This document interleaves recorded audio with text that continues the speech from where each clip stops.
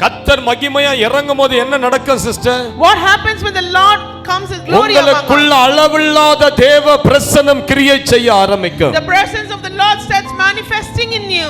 தேவனுடைய ஆவியின் வல்லமை உங்களுக்குள் கிரியை செய்ய ஆரம்பிக்கும். Spirit of the Lord will start manifesting in you. நீங்க 2024ல வாழ்ந்த வெறுமையான வாழ்க்கை உங்களுக்கு இந்த ஆண்டு இருக்காது.